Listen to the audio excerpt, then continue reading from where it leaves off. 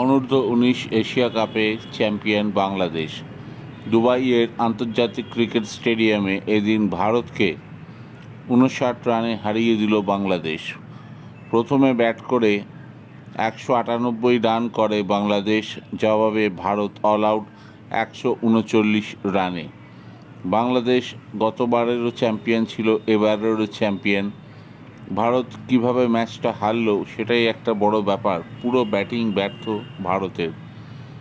বৈভব সূর্যবংশী, যিনি বাচ্চা ছেলে, ১৩ বছর বয়স, তিনি মাত্র ৯ রান করে আউট। সিদ্ধার্থ ২০, মোহাম্মদ আমান ভারতের ক্যাপ্টেন ২৬, তিনি লড়াই করেছেন। শেষ দিকে হার্দিক রাজ ২৪ না করলে ভারতের পরাজয় আরও লজ্জার হতো। অন্যদিকে বাংলাদেশ দুর্দান্ত বল করেছে। ইকবাল হোসেন ইমন ৩টি এবং আজিজুল হাকিম ৩টি উইকেট পান। ২টি উইকেট পেয়েছেন আল ফাহাদ। যোগ্য দল হিসেবেই জিতেছে বাংলাদেশ। সব মিলিয়ে ওভারঅল পারফরমেন্সে এবং জেতার খিদে এদিন ভারতের থেকে এগিয়ে ছিল টাইগাররা।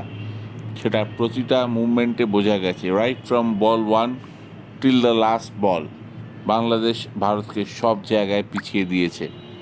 এই জয়টা হয়তো ভারতীয় হিসেবে খারাপ লাগবে বাংলাদেশের এই জয় হজম করতে, কিন্তু আজ যোগ্য দল মাঠে জিতেছে, এটা মেনে নিতে আপত্তি নেই।